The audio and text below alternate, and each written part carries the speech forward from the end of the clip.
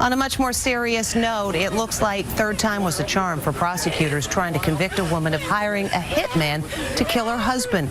The would-be hitman was an informant, and when the wife thought her husband was dead, she put on an Oscar-worthy display of grief.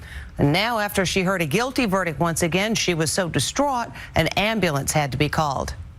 Looks like it's all over for the newlywed accused of hiring a hitman to do away with her husband. We find the defendant guilty of solicitation to commit first-degree murder.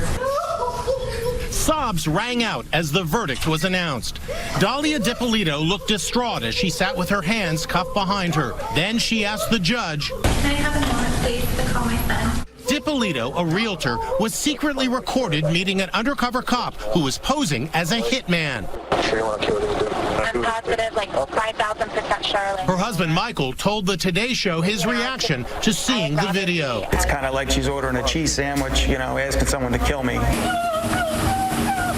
Cops staged a fake murder scene at her house in Boynton Beach, Florida, telling DiPolito that her husband of just 7 months had been slain. Some of the officers said they had trouble keeping a straight face at her crocodile tears.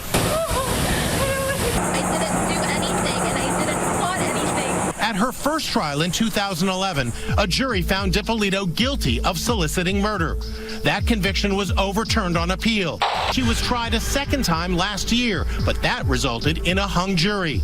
Then this month, a third trial was held at which her ex-husband took the stand. That was probably the highlight. He was the first witness called by prosecutors. He did not testify at the retrial. This time, the jurors deliberated for just 90 minutes before returning with a guilty verdict. Court officials had to call an ambulance when the 34-year-old defendant started hyperventilating.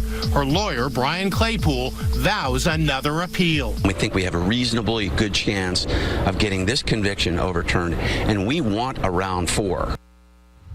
DiPolito faces as much as 20 years in prison at her sentencing.